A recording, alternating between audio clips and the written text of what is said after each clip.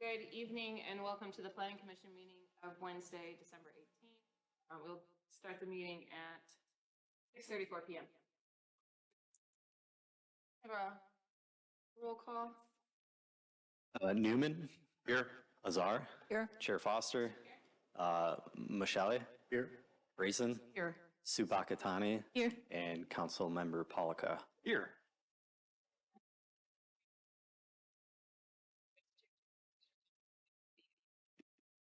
Motion to Second. Aye.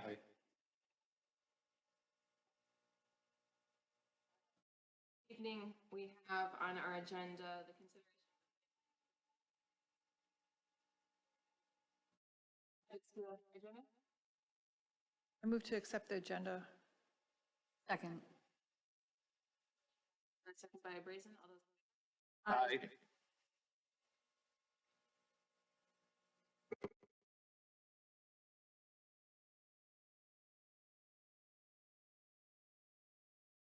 Approval of minutes, the consideration of December 4th, 2020.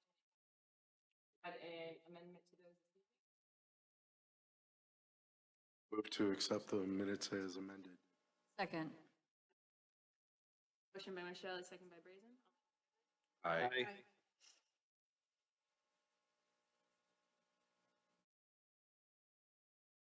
Call to audience. No one in the audience. On to new business. Consideration of site plan approval for 22438 Woodward Office Building. We'll start with a summary from our city staff. Planner. Good evening, Planning Commissioners. This is site plan approval for 22438 Woodward Avenue. So this is located a little bit just a hair outside of downtown between Ardmore and Academy on the east side. This is located mid-block on that block. So there's an existing building here. If you've driven by or noticed it, the building that's on the northern side is actually a little bit older, historical even. I believe it has a facade note from, I believe, the 1920s. And I do apologize, the TVs are not operational, but we plan to have them in the near future. So you might have to crane your necks a little bit to look at the presentation. So this northern building is a little bit older.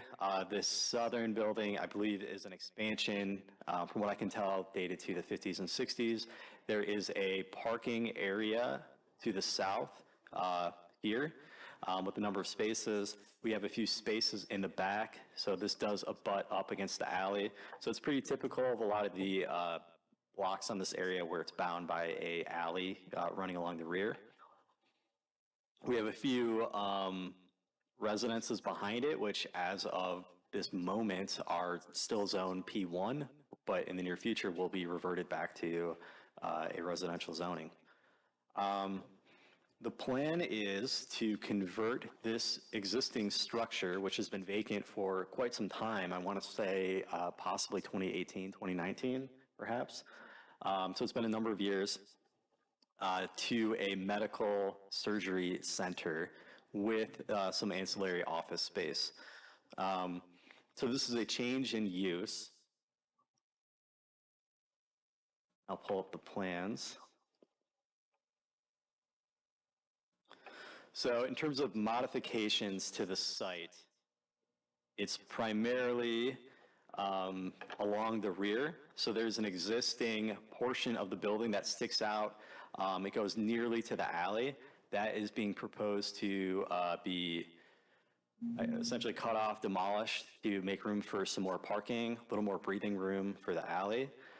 There's a little bit of exterior modification. There's an exterior stairwell that's existing right now, and that is proposed to be enclosed, so some modifications on the back. The addition of bike racks and some trash area here. The removal of an overhead door that's on the back that's facing some of these residences. So that'll be removed, allow for more streamlined parking access. They also want to remove, there's a parking space which The front lot line's a little funny. On this block of Woodward, it kind of sticks out a little bit from where the buildings are. You can see this along with a few businesses to the south, that there's a parking space that kind of sticks out in front of the building. So they're proposing to remove that and add an ADA van accessible space, also has some EV charging, and reorient the main entrance for the surgery center to face that ADA accessible space. In terms of elevations, I mean, the side that is facing Woodward, that's the west elevation, removing an existing door and then removing a second existing door. So this one on the bottom right here is going to flip around the corner so that it's facing the ADA space. This original 1922 door will remain. So this door, I believe, goes directly upstairs to the office space that is in the second floor of this portion of the building. This is a view, let's say you're standing in the alley and you're looking at the building. These are some of the modifications. So anywhere that has been disturbed, either had the building chopped off, or perhaps the stairwell has been modified or enclosed, or the overhead door has been removed. So those areas are proposed to be replaced with block to match the existing building. So I noted in the staff report that CMU, of course, as we know, is not a permitted visible material. However, it would be matching the existing because it's part of the disturbed areas. I can let the applicant speak to that a little more. The photometric plan is in conformance. They have provided the fixtures. They are shielded and angled downward. So those have been provided in the site plan package as well. In terms of the interior on the first floor, we have a surgery center and some rooms. So the main entrance, which is proposed to come off the parking lot here, they have an elevator, and so we have some surgery area on the first floor, and then on the northern side of the building is team rehab, which I know the applicant can speak a little further to that. In terms of the second floor, more on the surgery side of the building, more a surgery space, and then on the north side we do have some general office. So this is the only portion, this second floor on the north side, it's the only part that's not part of the surgery space, and it's simply just an extra office suite. The other waivers that we have, the existing or the proposed trash waste receptacle area, it's only a 3-foot tall masonry wall, partial screening. So I think they are not proposing a dumpster, it's rather a series of smaller trash bins. So the Planning Commission can accept this as is, or the ordinance does require a 6-foot screened wall on all sides. They do have the required number of EV charging stations and bicycle parking, but they are deficient overall with their parking. So frankly, I think this is one of the reasons that we're here. I think if it weren't for the parking waiver, this might have been completed administratively. Perhaps we would have had to come here anyway for some of the other landscaping waivers. But medical has a relatively high off-street parking standard of 1 per each 250 square feet of floor area, which is 80% of the gross. So they are required, with all said and done, 36 spaces. And then for that office component, that is 9 spaces. They have 20 on site. So they are requesting a parking reduction request of 25 off-street parking spaces. In terms of rationale and reasons for that, they are within 500 feet of a public parking lot. That's one of our criteria. And the applicant has proposed a pretty robust plan to address some of these parking issues, so I will let them speak to that when I've concluded. The only other items are, there are some deficiencies in landscaping due to the configuration of the site. So I believe there are 7 trees which they are proposing to pay into the tree fund. There is an existing tree on Woodward, but there's nothing else on site. and then parking lot screening, which is some sort of either hedgerow, that's usually the case, or some kind of small wall to be placed between parking and the right-of-way.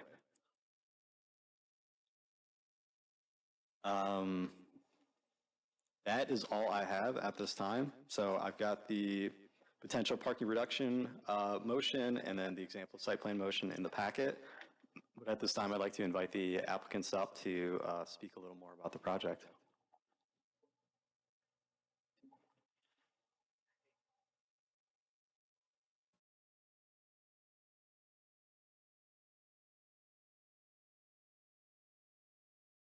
Like a plug-in, I can plug in.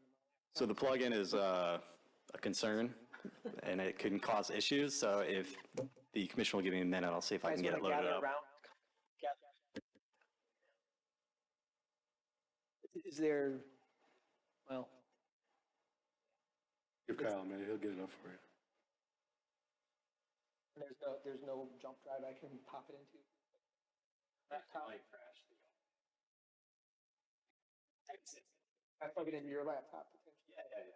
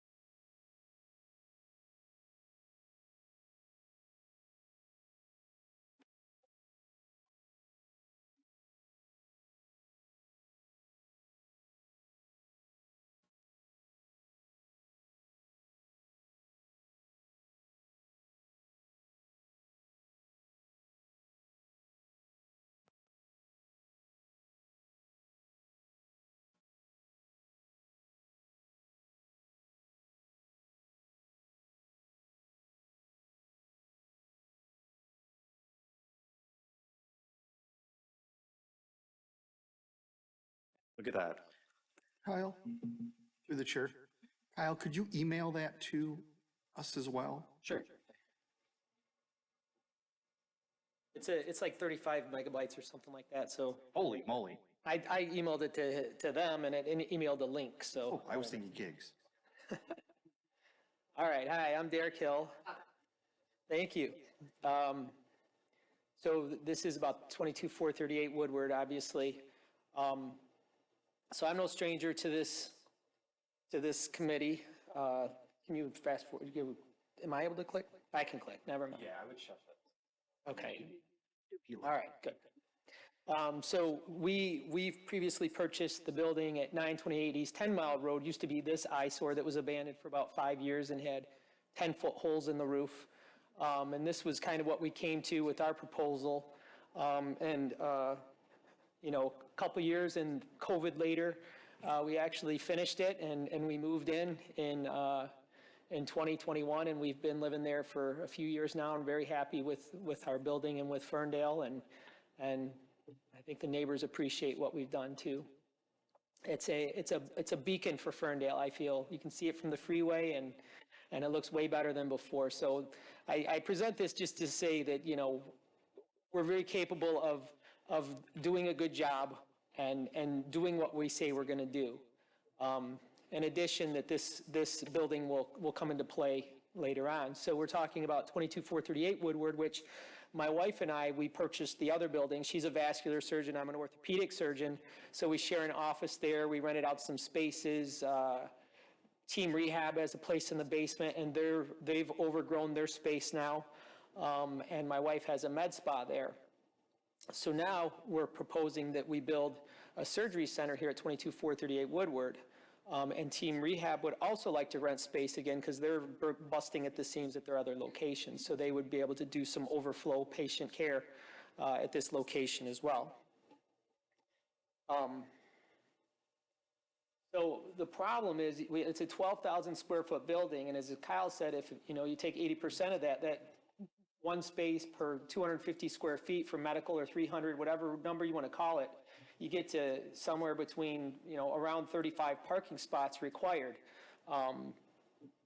You had said 45, but in any case, there's no room for it. And then if you add landscaping requirements onto it, that's going to complicate the parking issues even further.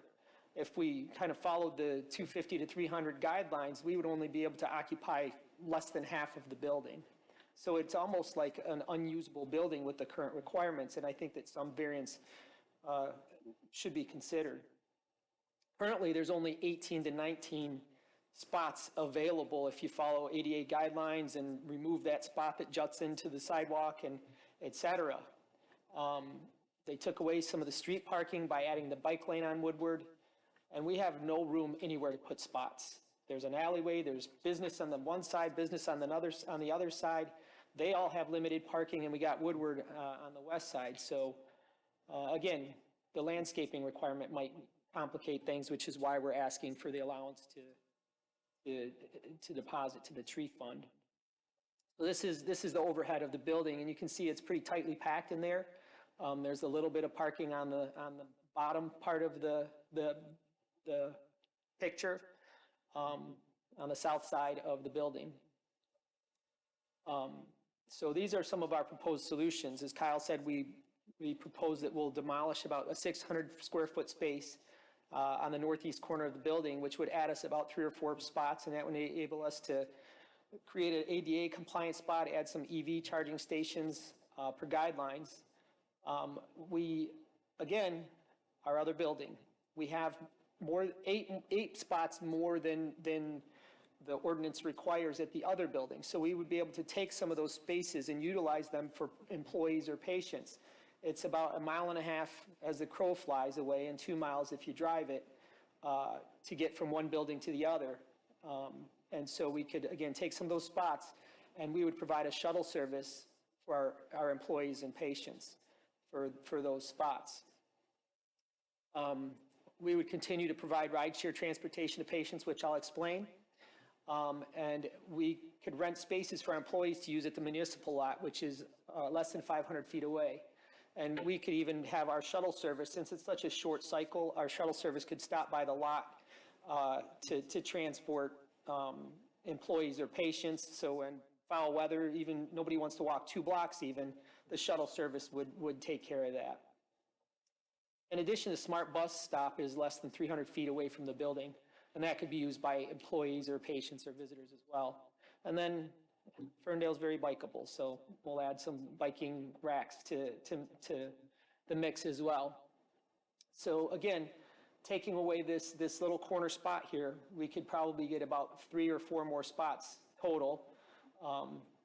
And again, that would only bring our total to 20 spots. So no matter what we do with the allotted space, we can't get anywhere near the ordinance recommendation or requirement. Again, the shuttle, this is, Google Maps, it's 2 miles, 5 minutes. We could easily do every 30-minute cycle with our shuttle, stopping at the municipal lot right around the corner. We could use it for patients, employees, and we could even bring some business to Ferndale. Our employees could jump on the bus, go to lunch, hit one of the Woodward spots, like Imperial, which is one of my favorites, and jump back on to head back to the office after lunch. Again, the municipal lot is less than 500 feet away. It's about a 2-block walk, 5-minute walk, and patients or employees could use it. And again, the shuttle could stop here. So, as I said, we could do rideshare for our patients, and this is something that we actually do. This is just my credit card ledger from my business Amex account that shows, like, these aren't me taking these Ubers. We actually do provide free of charge Ubers for our patients whose families can't get them where they need to be. It's just a service that we provide, and our patients love it, and we would continue to do that, and that would help alleviate some of the parking deficiencies as well. And we can usually predict the busier days. We can say, Ubers are available this time, or we have parking available, so you don't need an Uber or whatever. And then in addition, there's a smart bus stop that's right down the street, right in front of, what is that, John K. King Books North. It's basically the next building over, less than 300 feet away. So again, that could be used for patients or employees. So why should we be allowed to this variance and move in? You know, we bring a healthcare alternative to the people of Ferndale, a place for them to go for their physical therapy that might be closer than others. Bring some walkable or bikeable jobs to Ferndale. Bring some traffic onto the Woodward area that's south of 9 Mile, which I think tends to get less of the attraction than north of 9 Mile. And we've proven ourselves to be pretty good neighbors, looking to contribute to the neighborhood and the surrounding community. And this building's been empty for a while, as Kyle mentioned, so we could bring that tax revenue to Ferndale as well, just as we did at our other building, much to our chagrin. That's it. Anybody have any questions? Appreciate your presentation. So this evening, we're looking at the site plan, and waivers at and as Carol outlined, some waivers that are required as the submitted, including the parking waiver, a tree waiver, and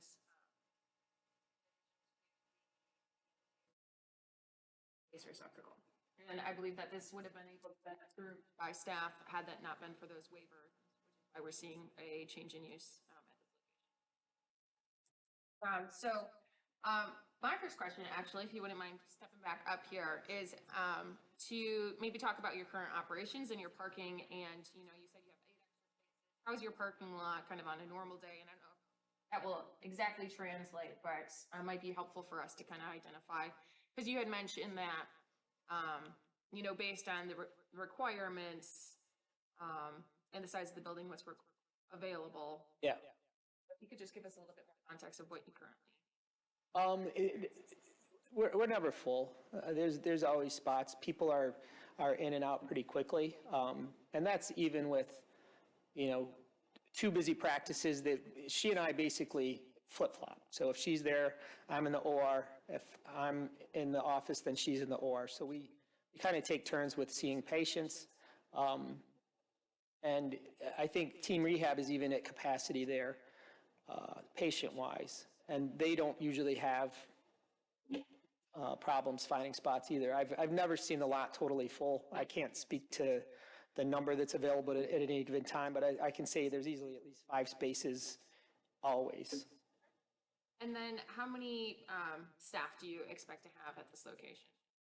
It's a pretty small number.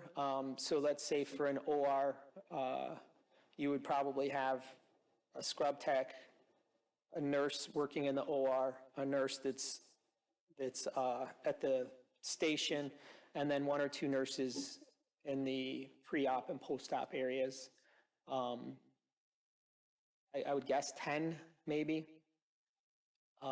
And then team rehab, you know, would have like a PT and a PTA, a physical therapist, and then an assistant physical therapist, or maybe double that. But I would say 10 to 15 employees in the building at any given time, if I had to guess. Thank you.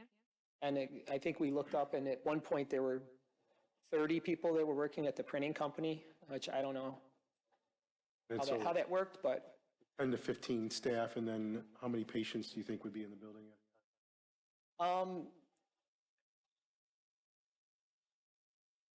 hard to say.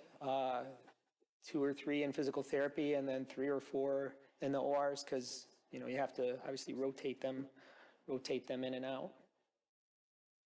I had a question for you. Just Derek had mentioned the discrepancy in his count versus your count for the required amount of parking. Can you just speak to that maybe?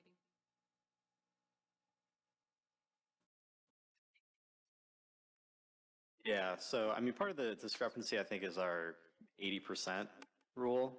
So was that in the slideshow? Yeah. Oh.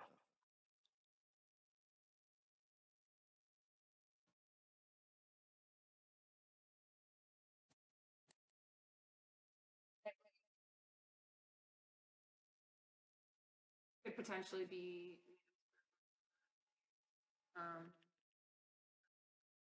like nearly 9,000 square foot medical and 2,500 for office, each require a little bit. Yeah, so the medical is slightly higher at 250, and then the office is 300. So I took the total gross and, took the 80% portion, and then I divided that by the parking requirements for each of them. So that's what I came up with. We do have the ordinance that was adopted on Monday, which has slightly different counts. So that speaks to usable floor area, which excludes a lot of things like hallways, utility closets, bathrooms, and that actually goes to 400 instead of this 250 for medical. It does have a provision where you do have to account for employees, so there's a little bit there too in terms of the new parking manual, but overall it is a, lesser requirement than what we have in front of us tonight. That was adopted by council on Monday. So that would be next Monday. I believe so, yes. And then just a verification, I believe that our current ordinance, this use would be exempt for parking if it was in the CBD house, just north of this location, is that correct? Yeah, it's, I think there's one, maybe 2 blocks that are between this and being in CBD. So it is close, but no, it is not zone CBD. And if it was CBD, it would be parking exempt.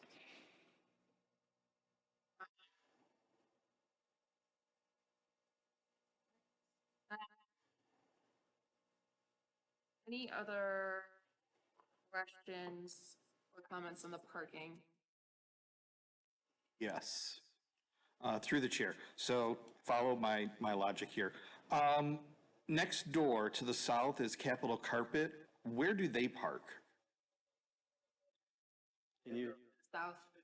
To the south is actually Rite Aid, and that's what I was going to get to, but Rite Aid is now closed. That parking lot right on the corner is actually Rite Aid's. But I don't know if Rite Aid is leasing that space from Capitol Carpet, or does Rite Aid own that lot? And so whatever business goes into Rite Aid automatically gets that parking. My understanding, and to show this visually on the screen if everyone wants to see. Yeah. Property here in red. This building immediately abutting the parking area is Capitol Carpet, and then there's a parking here on the end that faces Academy. And I think one might assume that this is Capitol Carpet's parking, but I believe you are correct in that this actually belongs to Rite Aid across, which is down here across the street. Rite Aid also owns this triangular piece here. So I do believe that, if and That when. is owned by Rite Aid, or owned by the person that owns the Rite Aid building, or is that being leased to Rite Aid? I can see what I can find out very quickly. Because if it's being leased to Rite Aid, that means that at some point that agreement is null and void, and maybe there's an opportunity for additional parking. Typically, if we had approved that in the past, we typically require that it's like deed restricted, so it might not actually be by change in ownership. So we would have to look, I think, because we typically, since we typically don't actually try to make all of our decisions based on just what business is moving in, because it can come and go, and parking lots and buildings are much longer tenured. So what we typically would do is like actually require that. So it would just kind of depend on what we required. Probably have to look into those. I want to make sure that was. So according to Oakland County Gateway, which has data from the county, I can't say it's 100% accurate at all times, but it does have the same property owner as the Rite Aid building. The Rite Aid, So okay. this 006 PIN property does have the same property owner as the Rite Aid property. Okay. Sorry. For the folks at home.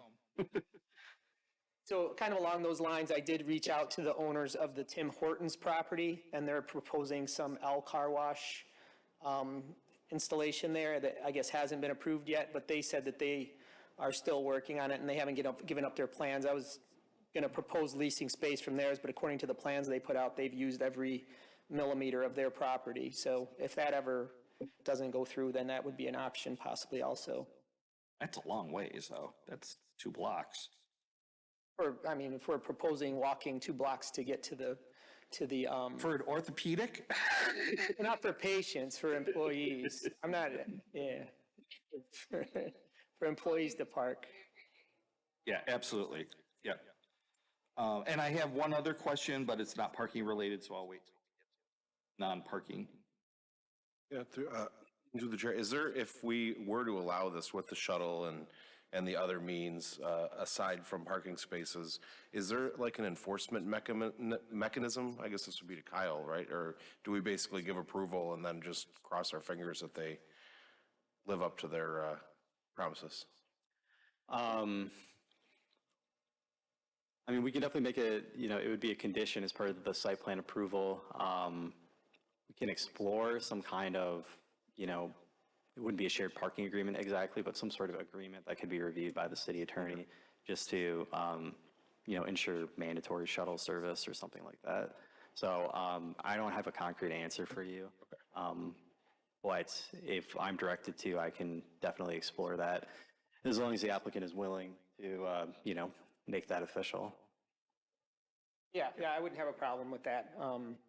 It's to our benefit. I mean, if people can't park there because it's full, then obviously that would be a bad thing for our patients. So Right on. we're going to make it work however we have to. Through the chair, kind of indirectly related, in the packet, we had a question about, can you describe the process? Like, if a patient's coming in, do they have someone who's driving them? Is that person waiting somewhere? Is it outpatient? What's the duration, or what's the expected process if someone has a vehicle there? Some patients can drive themselves. It depends on what they're having done. It would be an outpatient surgery center, so people are generally there for, anywhere from an hour to 3 or 4 hours. Sometimes family members wait for them or friends wait for them. Sometimes they drop off and leave. It's variable. Would you expect then, if you're doing a shuttle, that both parties, the driver and the patient, might come to the other location and be shuttled over, or would you expect that they would drive right to this location? There's different ways that each individual could do it. The person could drop them off and then park in the other lot, have the shuttle bring them back while they're waiting for the person to have surgery. They could both be dropped off. But regardless, all this information would be discussed with the patient prior to. Of course, yeah.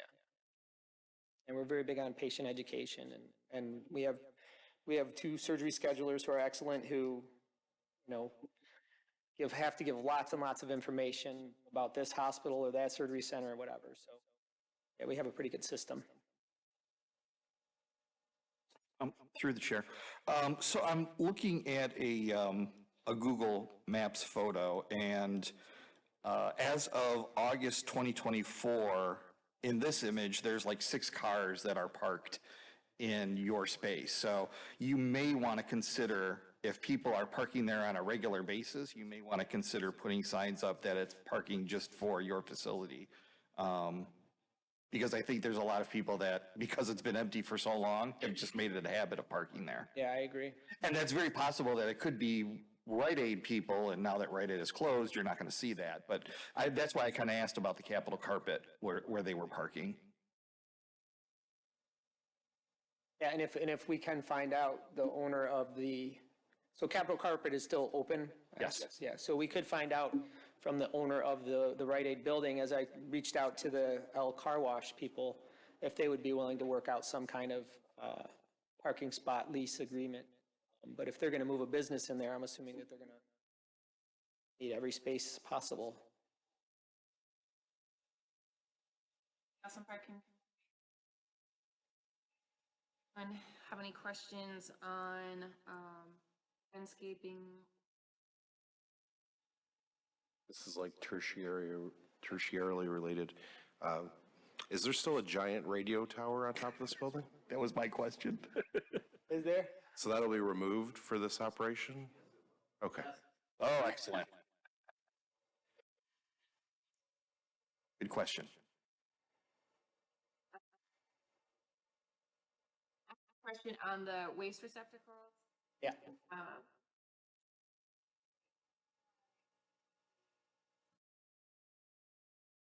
Something on that, Kyle? I do have a comment, like a lot of our waste ends up being picked up within the building. We have people who come regularly and pick up receptacles of medical waste. So it doesn't generate as much regular waste as you would think.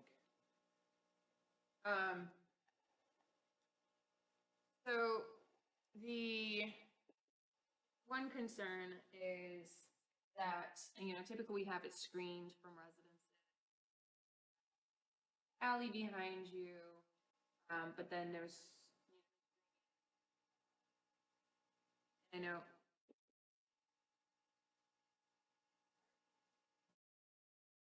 You here. There's some parking. Which one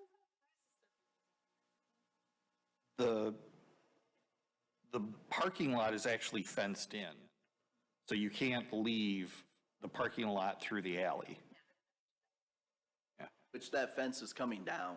Okay. So there'll be, the idea is to make it one way coming off of Woodward and then exiting out the alley going either left or right. So that fence is coming out of there, that guardrail's coming out of there.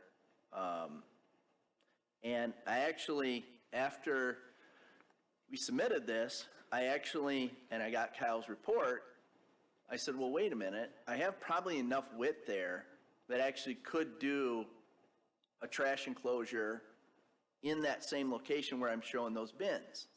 So my own office in Royal Oak, we have the narrowest dumpster you can get, and they pull it out every however many days they come. They dump it and they push it right back into the enclosure. And it actually fits within that area. And I have some photos of the one at my office that would suffice to screen it, put the gates on the front of it, facing the alley. Facing the alley, and would a truck be able to come and then? Yeah, so they pull up, so what happens is, they pull up from the south. From They the parking pull- lot? From the parking lot, basically. Oh, no, they would actually come up the alley from the south, off Academy, I think is that street, right? They'd come up, no different than the dumpsters that are currently there, which aren't screened at all. They're just kind of floating in the alley. What they do is they come up, the truck comes up, they pull the dumpster out, dump it, and then push it back, and then close the gates. So I actually have photos to show you how it works in my office. I guess my concern is, my comment to that would be that if it's still being accessed by the truck from the alley, you're not actually screening it from residential. Yeah, and That's my. I was looking at this in the half wall. I actually appreciate lower height wall there because of the parking along the alley. And parking along here, if you got This one gives you is, views. that's, Yeah, yeah, 'cause you can see. the one that we have is in front of this big.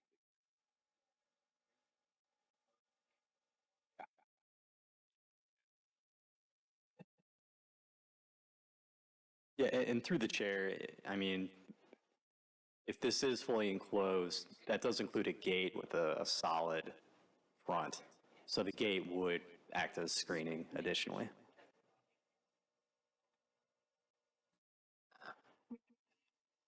Yeah, I was actually saying I appreciate the short wall and the trash cans there because of the view of an active alley. If you got parking back there, you got people coming around the corner, being able to see around that corner and over that wall. Right. Whereas if you got an enclosure that's 6 feet high, that sort of kind of blocks your view. So with it being an active alley, especially with parking all across there, I think it's actually a benefit having that shorter wall there.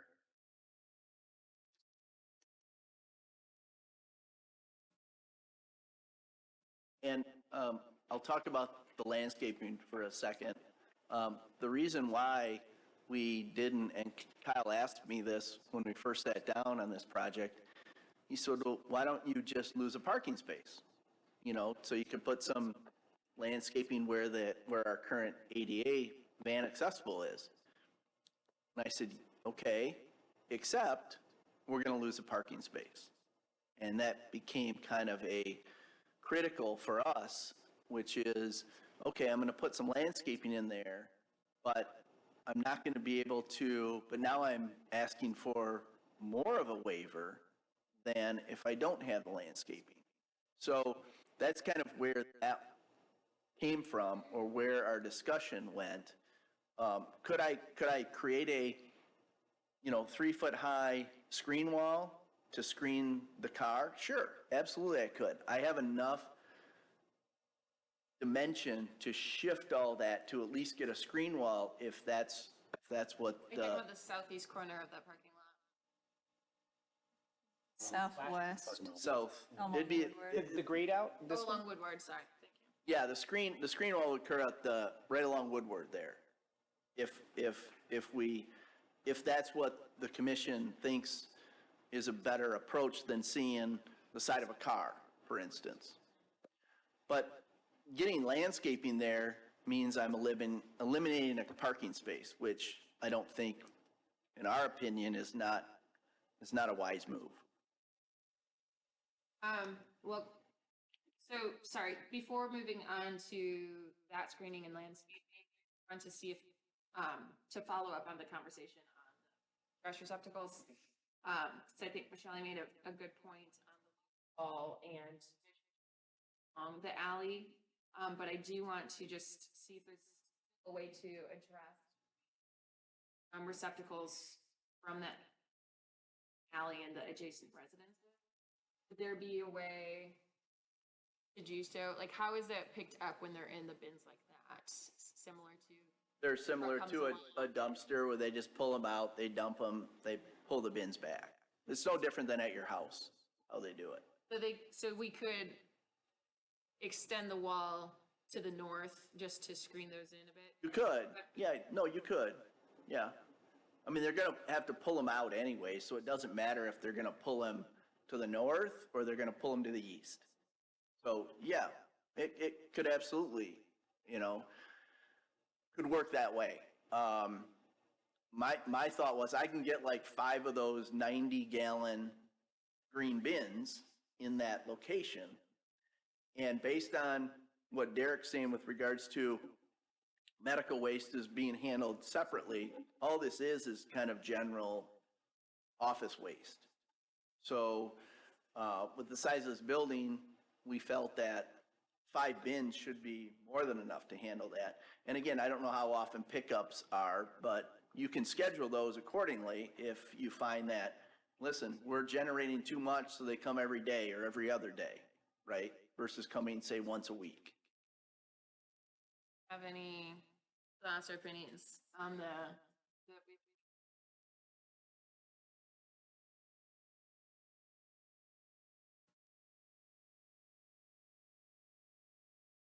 agreement that shorter wall would be taller waste receptacle? Okay. Okay, so then to the west along Woodward, I would agree that we it's already impervious pavement.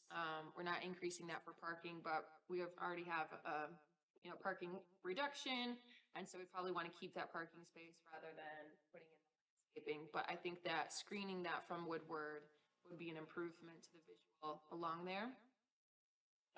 My question would be, does that make accessing the handicap spot or the accessible space more difficult if you add something there rather than leaving it open and easy to pull into from kind of a tight right turn?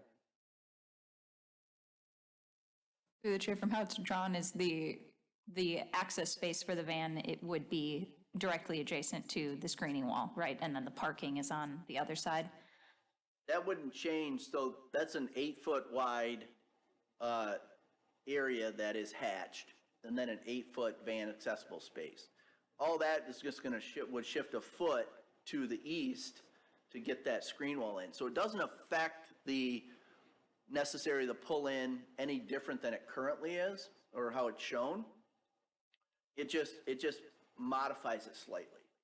So, Right, so I guess my question was really that the car is not parking alongside the wall, yeah. right? No, So it's the presence of a screening wall shouldn't impede getting in correct. and out of a vehicle. yeah, we're required, when we do those, the hatched area has to be on the passenger side of the car versus the driver's side of the car. Yep. So that allows a car to overlap that hatched area to then get into that space. Except if we put a wall, It still won't affect, it's still gonna be 8 and 8 regardless. So it's just, I got enough flexibility there to shift. oh, I'm sorry, you said hatched, I was thinking of the crossed out, sorry, yeah. No, right. Kyle, can you speak to that space that is currently a parking space but looks to be in the right of way? Sure, it definitely made us scratch our heads upstairs. And you can see, might be able to see it on the staff reports. So, you know, you always got to take these property boundaries from Oakland County Gateway with a grain of salt, like dimensionally, how the building, like the box, so to speak, is correct, but where it sits on the map is not 100%. But this is generally correct. So you can see how it's got the darker asphalt of this parking lot, how it sticks out further. My understanding is that little stick out is actually the property line. So from what I can tell, all these buildings actually have a few feet of a setback, whereas Woodward, of course, typically everything's at the lot line. So this is a little unusual. You can see how this parking lot sticks out a little bit. So they actually have an ADA space that sits here. So, you know, I would imagine if you walk by and you saw a car in that spot, it would probably look a little funny. It would be sitting in front of the buildings a little bit. I believe Honey Baked Ham has a similar situation too, but that's just outside of the edge of this image. I did speak to the DPW director about his thoughts. He recommended more so just treating it as if it's not there and not utilizing that area. Because I considered potentially that could be a landscape area that would sit out front, but he was concerned in terms of like maintenance and snow removal and things like that. And he also considered in the future as we, you know, revisit Woodward in various forms in the future, he preferred, you know, kind of like a clean visual line along the buildings. Thank you, that's a helpful information. And then while you're up there and talking about the right of way, in terms of the trees that are along, I believe that's within more of our purview, and wanted to add like another tree in that building. That be on the city or? So that would be some kind of partnership. You know, obviously this is a little more tricky because it's all hardscape out there. If they had a completely grass frontage, I think that would be a much, much simpler process. So I can't guarantee how easy that would be. Typically things like this, it would be the applicant would be paying for it, which I mean, they're proposing to do payment in lieu anyway. And then DPW would do it. I'm less familiar with how they plant trees on Woodward than if this was some other area of the city where this was just open grass. So I can't explore that issue. I can't guarantee like what the process looks like or what the cost is.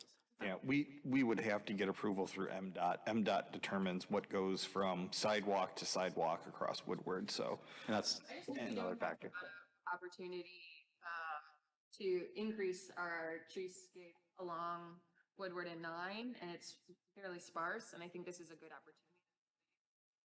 And this is an instance where we, you know, require some additional landscaping. So I would like to see us explore that. I know it might be a little bit difficult, I don't know, in terms of timeline. I think that's something that can be open. I'm talking to you. I mean, if the applicant's paying into the fund, then it'd just be, the onus would be on the city to continue. Yeah, I would suggest that you replace the 2 trees that are there because those really are not boulevard trees that are there. they're decorative, you put along the side of a building. You don't plant them in in right of ways.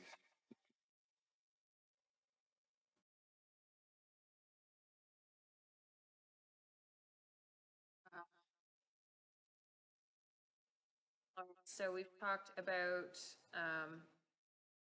additional screening of the waste along the alley to the east, a screen wall along Woodward for the parking, and then a discussion on the trees along Woodward. Are there any further questions? The CMU, I just wanted to touch on that real quick. So, again, this is if you're standing in the alley and looking at it. This is all the disturbed areas, but it is matching the existing rear of the site. So I just wanted to be very clear about that. So it's really only on this portion that's facing the alley, because that's where the majority of the modifications are. There is a tiny bit here on the, like this is if you're standing with your back to Capitol Carpet and looking at the building. So due to the modification of removing a window for the new door, there's also a tiny bit here. Whole building? And that would be matching the existing block on site. Side and the back. Through the chair, what color are you painting the building? Did I see it was going to be black? It's been. So I think the front's staying the same, and then there's some, additional black coloring on the side and the back according to the elevations. This is just showing us the scene. He was just showing, yes, the material. Pass around a picture of the existing. Anything else? Ralph, anything else for you?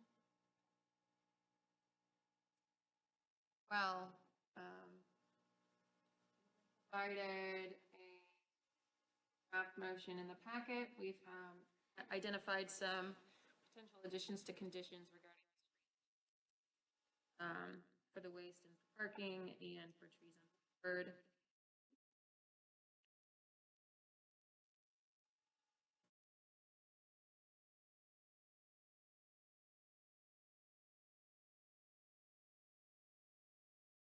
Al, do we have to do a separate parking waiver motion? It just looks like it's part of the site plan approval. Typically, we kind of have two separate ones, though. Or did I just miss that?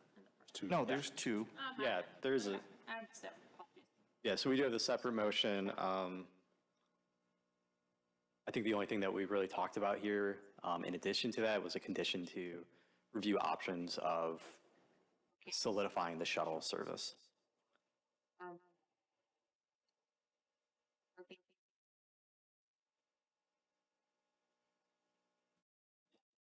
I can make a motion. In the matter of 22438 Woodward Sidwell number 25-34-204-057, the Planning Commission approved the parking reduction request of 25 off-street spaces based on plans dated and received December 10th, 2024, and discussion at Planning Commission December 18th, 2024, with the following findings based on section 28-223 findings in the packet.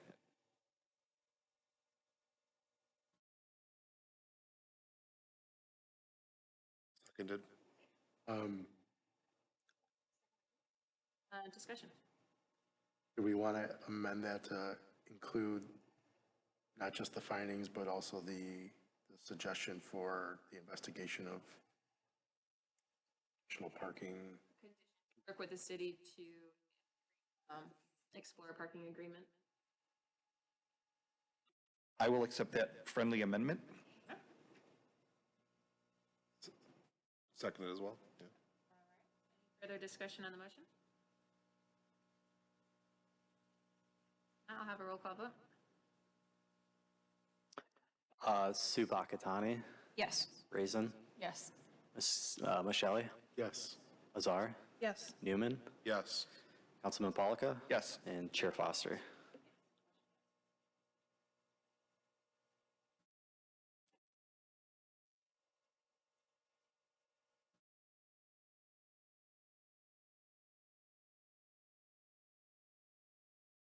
Need to entertain, my photo? sorry, we would need to entertain a motion on the site plan.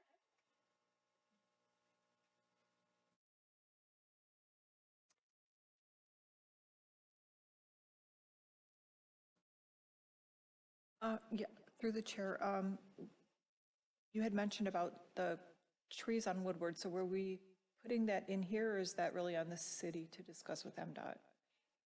So I think it would be helpful for us to identify in the motion to make sure that doing so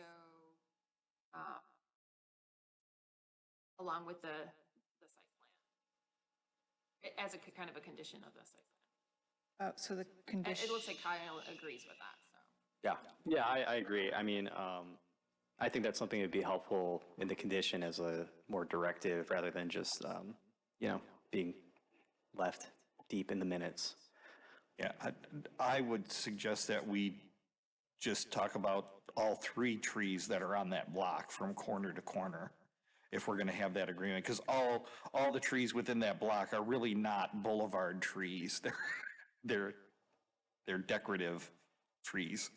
Well, if we're gonna put it on the motion for this property, I would think that, would leave it to that section, but, implore staff to look at when we're using the parking, funds or the The tree fund. tree fund, that will be funded through this development, that we use it to. Right, with this. So would the condition be that the city considers the tree fund use for replacement of those in the future? I guess I'm not clear what the condition would be. It could potentially be that the applicant and city staff work together to, a tree in the front of the property or along the right-of-way along the property, in coordination with MDOT. And then to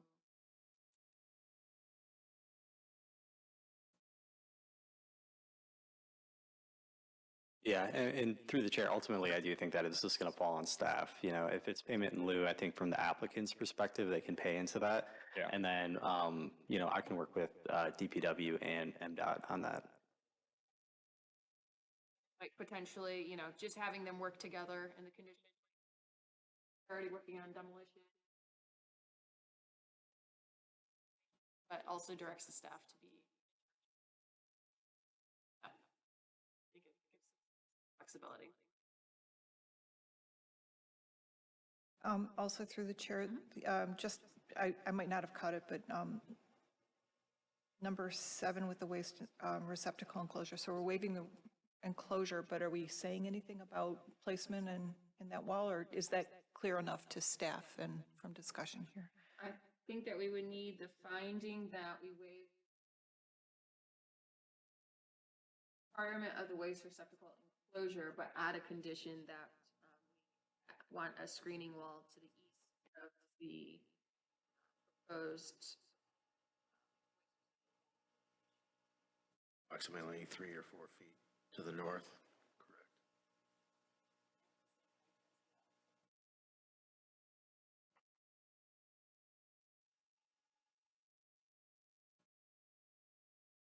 Okay, I'll, through the chair, make a motion, and you can help me if I'm not getting those. I move in the matter of 2248 Woodward, Sidwell 2434-204-057, the Planning Commission approve the site plan based on plans dated and received December 10th, 2024, with the following findings and subject to the following conditions. Findings listed 1 through 7, adding finding 8 about adding a screen wall to the east of the proposed waste location, a low between 3 and 4 feet, Extending 3 to 4 feet to the north. extending 3 to 4 feet to the north, working with staff to place that. And conditions 1 through 3, with the additional condition number 4 about the city working with MDOT to coordinate replacement of trees with the tree fund that is being paid into by the, with access to the tree fund that's being supplemented by this project in lieu of landscape. Support. There's a motion by Azar, support by Brazen. Okay.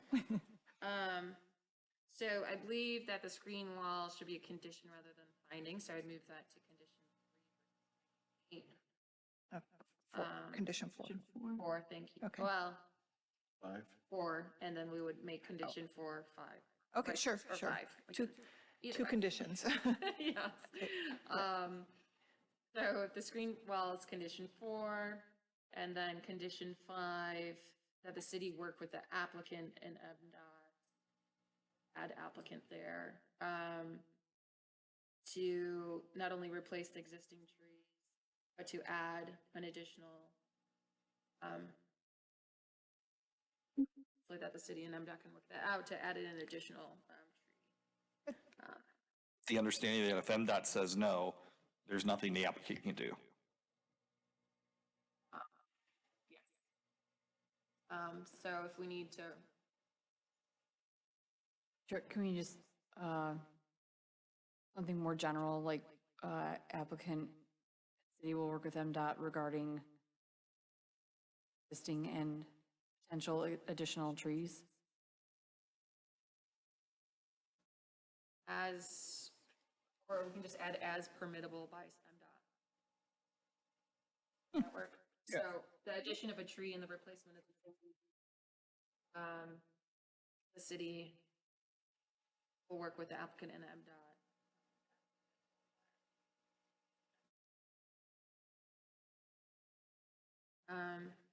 And then, just so I have it right, I believe you said that we had just called condition 4 would be a screen east of the trash receptacles, extending about 3 to 4 feet to the north. And I believe that we also talked about a condition 6 or a screen wall west of the parking lot along. Adjacent to the handicap.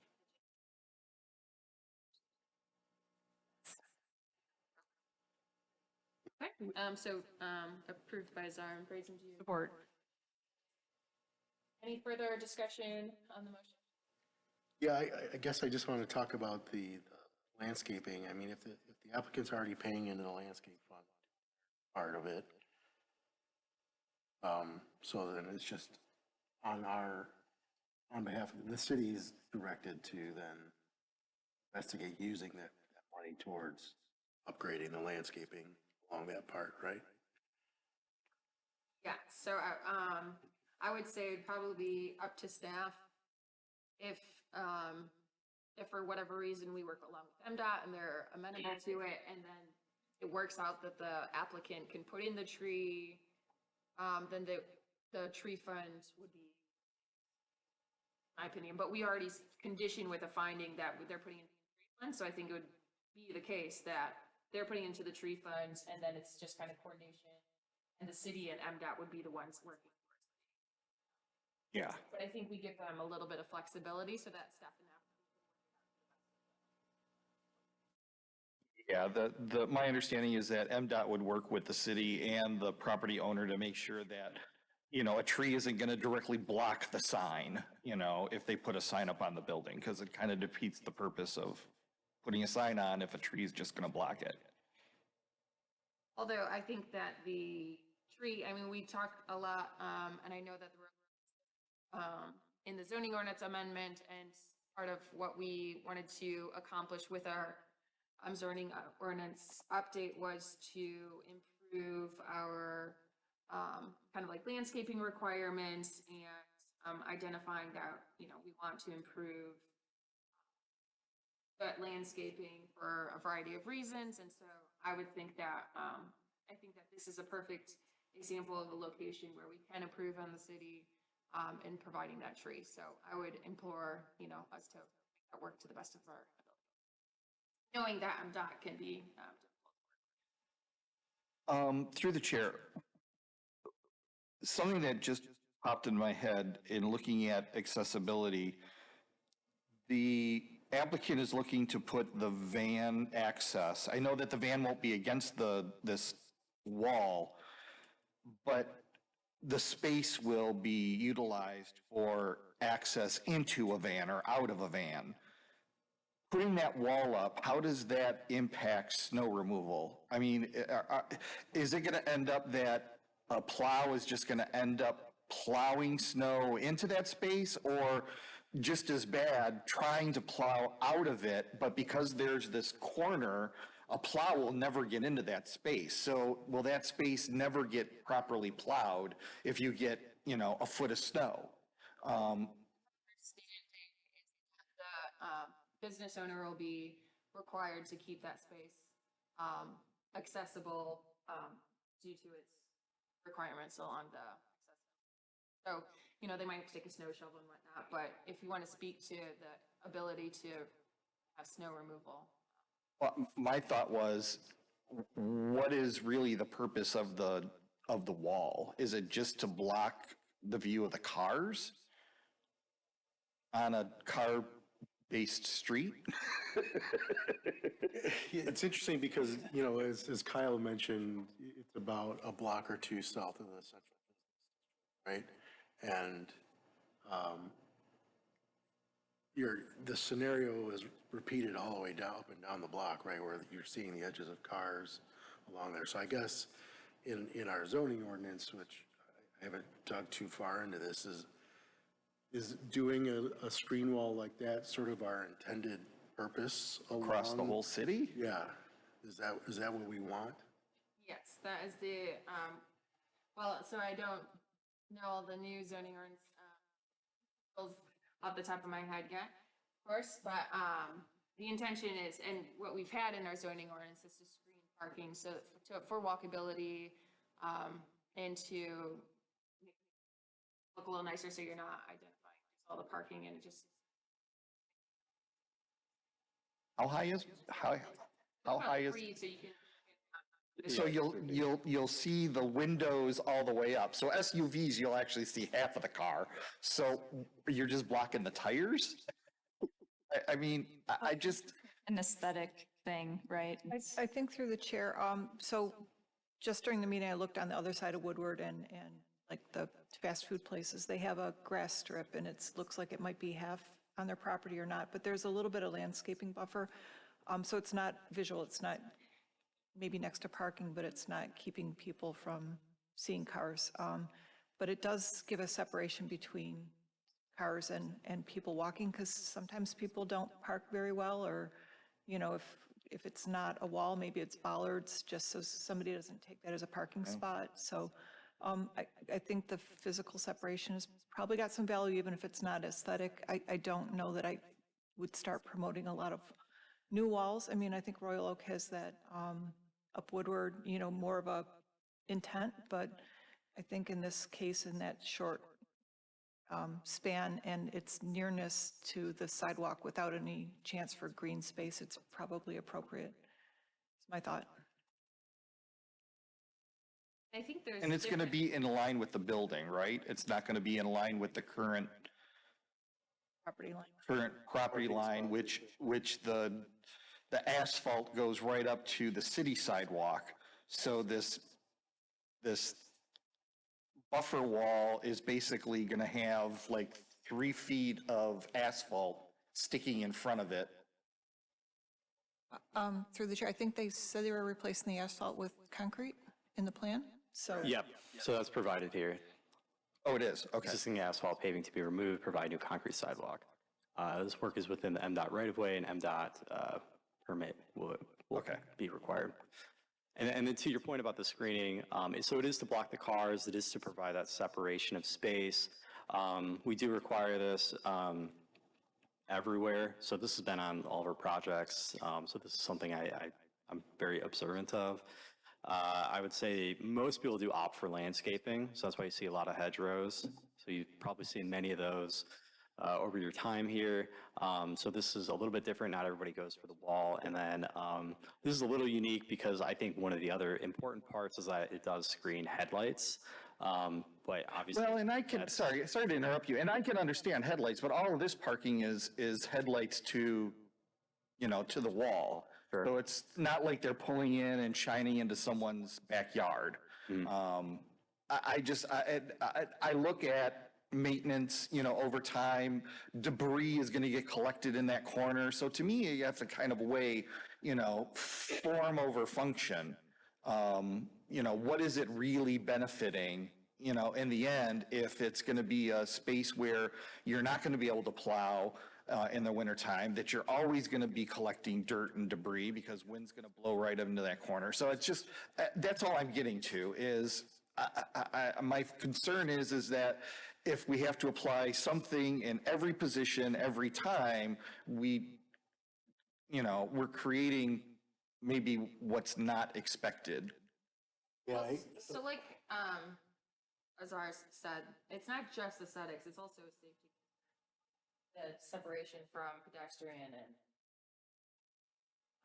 and sorry. go ahead. I was gonna say, I could get behind that, and I would say maybe if we were looking at adding another tree, if it's in front of that screen wall, and that screen wall could be like a seat. But, Also, I think respectfully that that's probably not the trickiest situation that like a snow removal company has seen. So I think that combined with, it's right by the building that they could get in there, or even if the screen wall has a small opening, so it's not like connected to the Capitol carpet building, so that there's like some relief for things to go out, I think that it would be okay. The physics of the snow removal. I'm just pointing out what I fear is going to happen. Or it could I'm be not like fighting it. metal. I mean, it's not like I'm going to vote no. Certain swords I'll fall on. This isn't one of them. Aren't like stipulating anything for this wall besides the height, right? Like it could even be like a decorative wrought iron thing that's like lifted up off the ground, right? So that it's not a solid brick wall. I think that depending on how they think they can maintain the space, they would have the opportunity to have license there.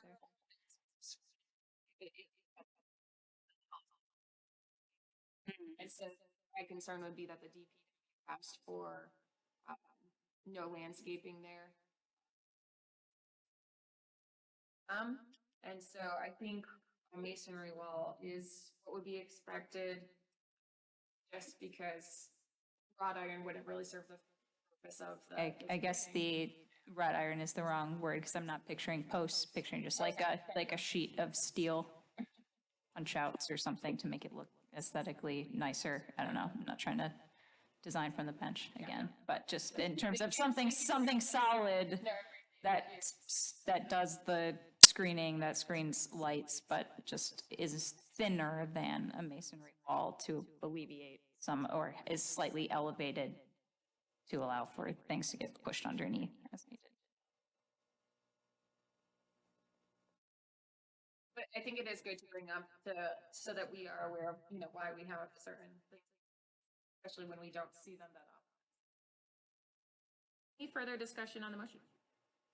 Through the chair, if we do have that screen wall as condition 6, I think we need to strike finding number 5. Just finding number 5 is waiving the requirement for the screening. Oh, thank you.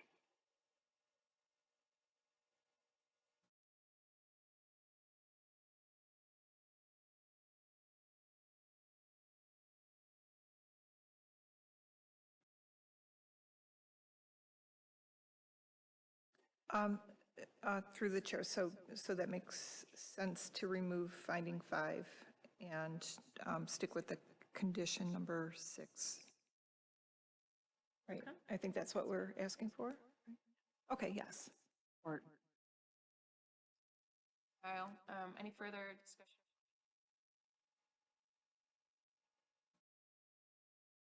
None, I'll have a roll call vote. Newman, Yes. Azar, Yes. Michele, Yes. Brazen, Yes. Subakatani, Yes. Councilman Polika, Yes. Chair Foster. Appreciate it. Thank you. All right, next on our agenda, we have administrative. I do. So first and foremost, the city council voted to adopt the ordinance on Monday's meeting. So thank you all for your participation. I know it's been quite a process and a journey that we've been on together. If you recall, the planning commission made a recommendation to allow triplexes and fourplexes by right in the R1 zoning district. There was some discussion at the first reading of city council away from that. So the final draft that we presented allowed triplexes as a special land use. It did not allow fourplexes. Again, this is just R1. At the meeting on Monday, the city council did approve the zoning ordinance allowing triplexes and fourplexes as a special land use. So to be clear, you know, if anyone were to build a fourplex in the R1 zoning district, it would go through the full special land use process, which includes parking requirements. It includes stormwater management requirements. Anybody within 300 feet of that project would get notified in the mail. It'd also be in the newspaper for those who read the newspaper. And then it would come to the planning commission. There'd be another round of noticing. It would go on to the city council, who would do the final review. So just wanted to recap that. So it was an interesting conversation on Monday, but I'm very pleased that we have approved it. And again, thank you all for your work. Yeah, it's been a long time and a lot of hard work, so we appreciate all I do have one more thing too. So if you recall, we did strike food trucks. your before. Oh, sorry, you're still on the zoning ordinance. Yeah. So we did strike the food trucks from the zoning ordinance. So, you know, that doesn't take away from anything we have now, because we don't have anything with food trucks in our current ordinance. It's typically handled under the regulatory side in chapter 6 or maybe 7. So I think there was a discussion that we were going to revisit this in the near future. So I know my department would like this considered perhaps in the next couple weeks. We are going down to one meeting a month, so perhaps in January or February. We are looking to bring that up to one of those meetings, so we would like some additional feedback of what that looks like from the Planning Commission. Just some direction for staff for how we want to handle that. I think some of the options we talked about were engaging the food trucks directly and bringing them to the meeting if possible. I don't know if there's any other tours or anything, or I think we may have already handled the tour perhaps. We're just looking for how the PC would like to handle this.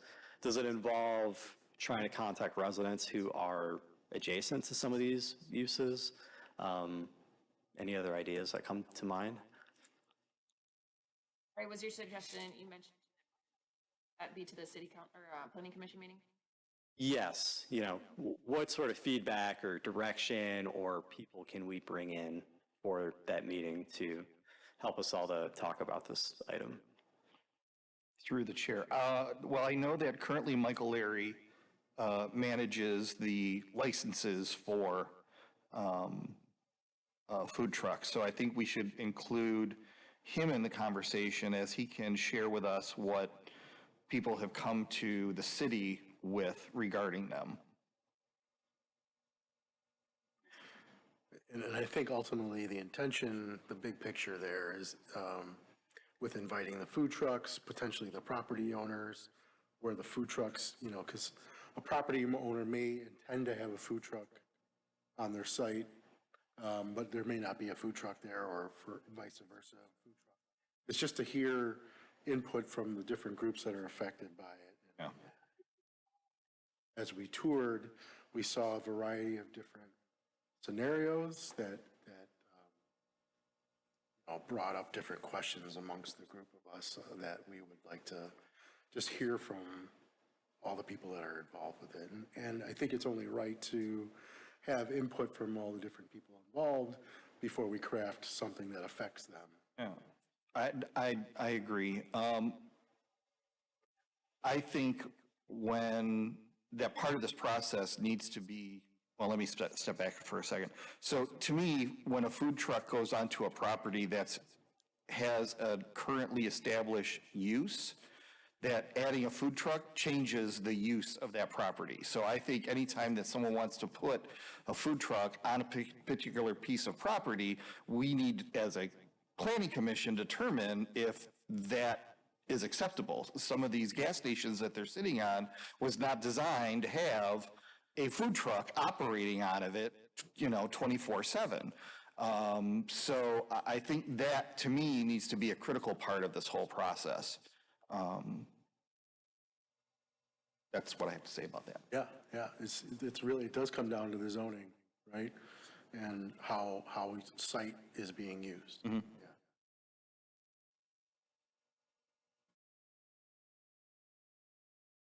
City staff, I think that if we're inviting food truck owners to get their perspective, then it might also be nice to hear.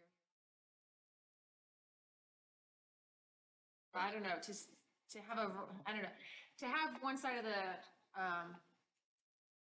have one perspective, it might not be nice to have multiple perspectives, but I also don't, want to make sure that we can have an organized conversation.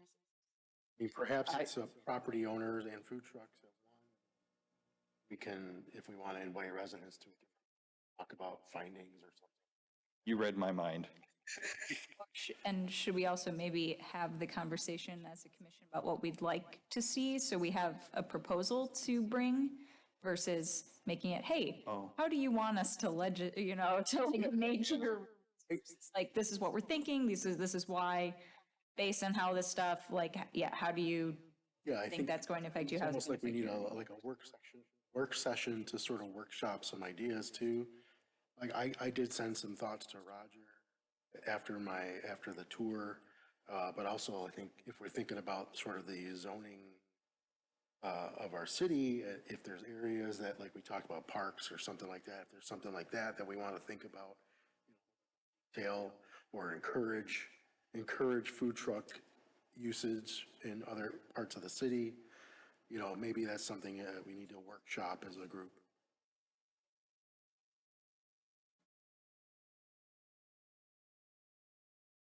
Is there a subset of us that would like to, on that, bring a proposal and then at a city council meeting, that draft proposal?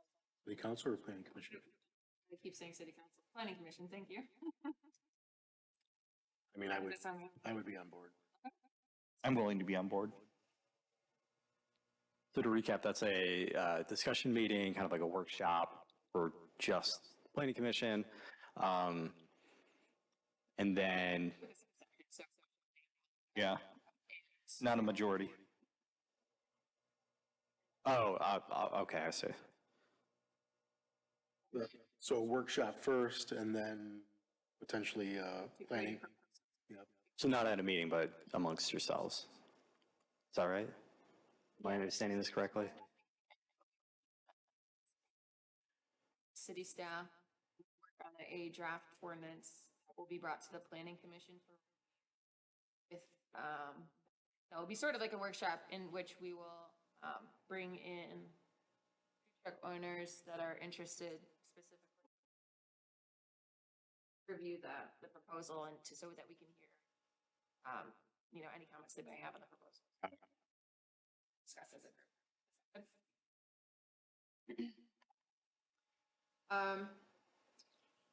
And then identify whether we. So what would be, so then if then we have a draft edit to the ordinance, we would have to have a public hearing and it would go to city council. And maybe at that, if we kind of make sure that we identify some residents, actually identify areas like near some food trucks, so we just like let you know this is a public hearing on the food trucks. And then that could be the opportunity for residents to speak on that.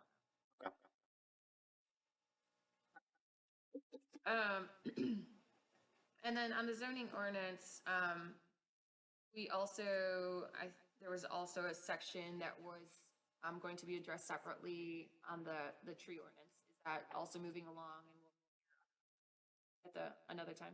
Yeah, that's correct. So I believe a draft ordinance has been created, and it's still going through the channels with the city attorney and the ordinance committee.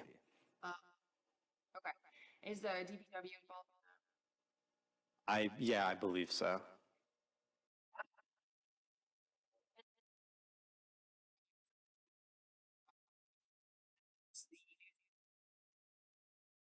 Fact, at the next meeting, it will be in effect December 20th, 25th, 23rd. Yeah. All mixed up because of the holiday.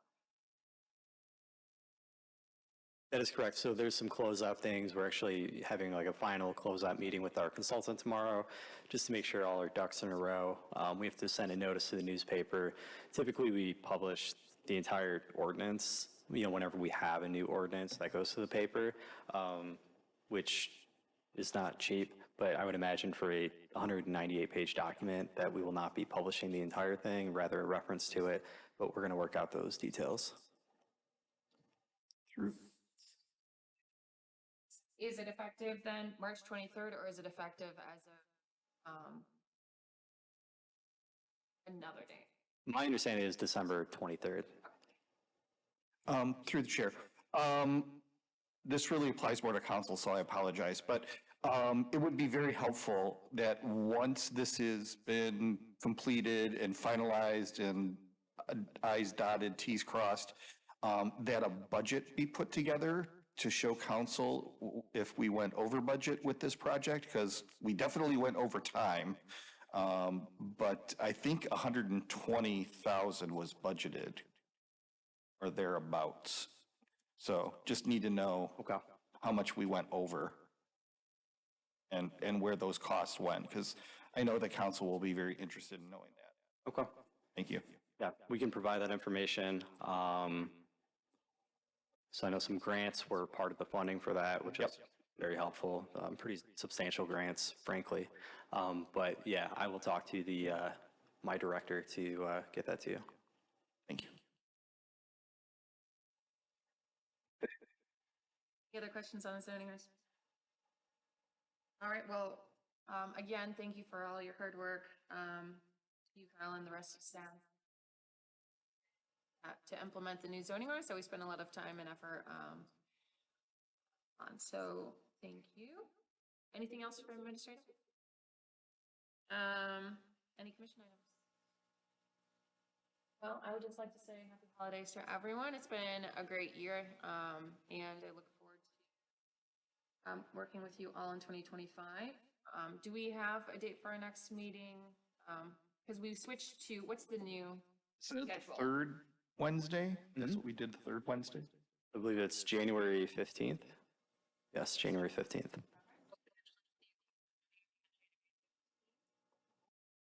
Which is when we talk about potential changes. Correct? In our new position of secretary, so keep that in mind. So keep that.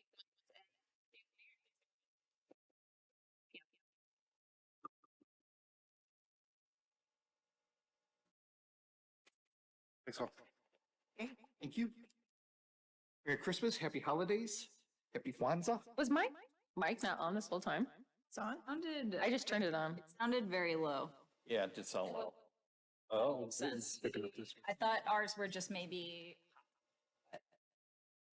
Well, if That one wasn't on I either. said again, I will. Well, neither am I. So I tapped mine with my piece of paper and it scared the shit out of me, so I don't mind saying it. I heard you just fine. It didn't sound amplified, but I thought it was maybe just, and these ones were hot.